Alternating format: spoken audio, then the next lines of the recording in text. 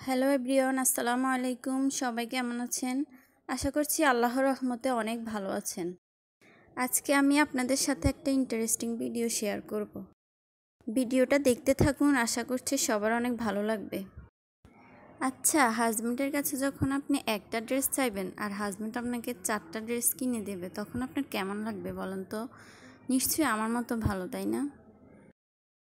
আর আমাকে খুশি করতে তেমন কিছুর প্রয়োজন হয় না, আমি অল্পতেই অনেক খুশি হয়ে যাই। এই গরমে বাসায় পরার জন্য সুতি 3 পিসের বেস্ট কালেকশন।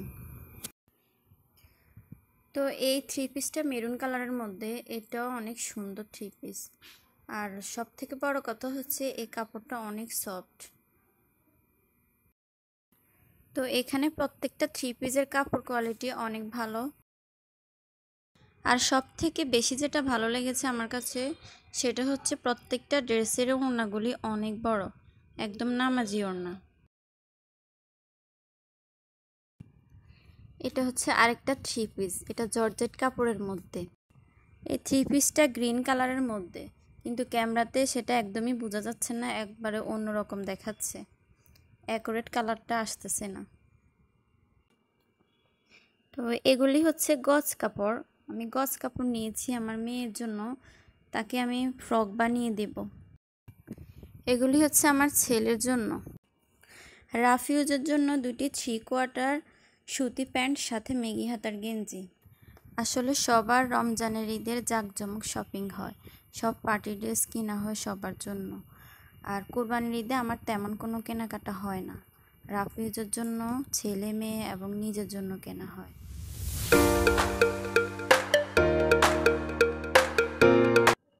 আমি আমার নিজের জামা কাপড় নিজে সেলাই করি।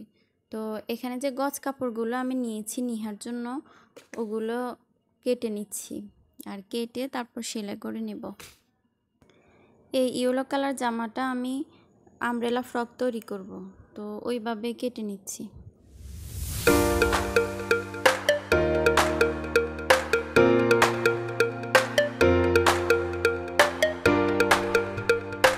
এটা হচ্ছে নিহার আরেকটা জামা, তো একইভাবে আমি কেটে নিচ্ছি একই নিয়মে। আর এটা হচ্ছে মাজায় কুচি দিয়ে ফ্রক তৈরি করব, তো সেইভাবে কাটিং করে নিচ্ছি।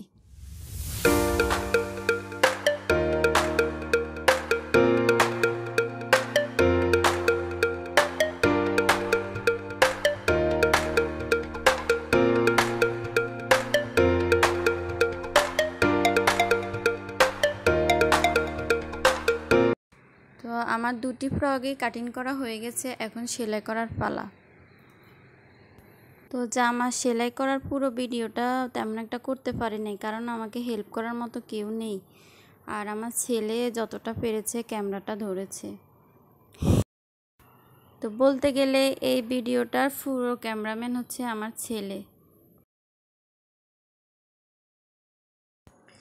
এই জামাটার মধ্যে আমি একটা ফ্রাই প্যান লাগিয়েছি এক কালারের মধ্যে, কারণ এই জামাগুলির তো খুবই নর্মাল ড্রেস, তাই কোনো ডিজাইন করি নাই। তো নিশানকে আমি নিচে পাঠিয়েছি আইসক্রিম আনার জন্য, তো সে এখন আসছে, আর নিহা দরজা খুলতে গেছে। আজকে অনেক বেশি গরম পড়েছে, আর মেশিনে অনেকক্ষণ একটানা বসেছিলাম, আমার একটু ক্লান্ত লাগতেছিল, তাই নিশান বলতেছে আম্মু তুমি একটু আইসক্রিম খাও, ভালো লাগবে। তো এর জন্য আমি নিশানকে পাঠাইছি, যাক নিশানও আসছে। তো এতদিন তো ভাই বোনের শুধু মারামারি ঝগড়াঝাটি, কিন্তু এখন নিহার কাছে নিশান অনেক ভালো ছেলে।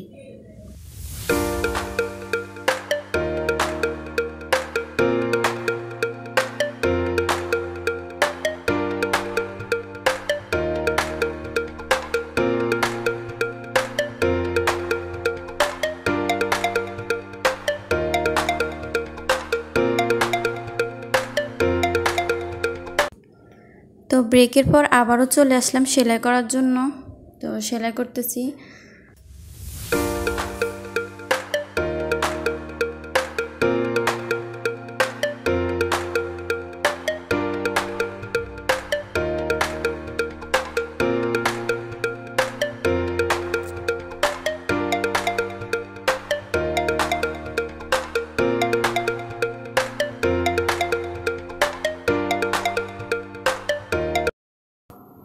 তো এটা হচ্ছে আরেকটা জামা, আর এটার ভিডিও করা হয়নি কারণ এটা হচ্ছে টুকরা কাপড়, আমি ভেবেই পাচ্ছিলাম না যেটা দিয়ে আসলে কী বানানো যায়।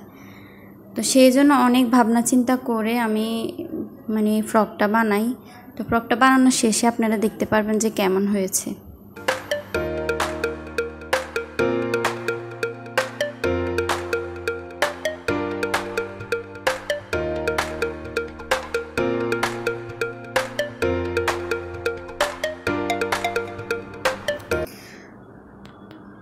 তো সবগুলো জামা কমপ্লিট হয়ে গেছে। এখন নিহা একটা একটা করে গায়ে দিয়ে দেখতেছে যে কেমন হয়েছে।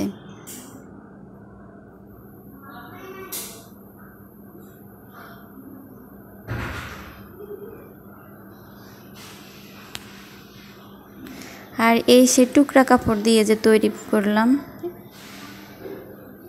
তো আজকের ভিডিওটা ছিল এই পর্যন্তই। সবাই ভালো থাকবেন, সুস্থ থাকবেন আর আমার চ্যানেলটাকে সাবস্ক্রাইব করে দিবেন। সবাইকে আল্লাহ হাফেজ।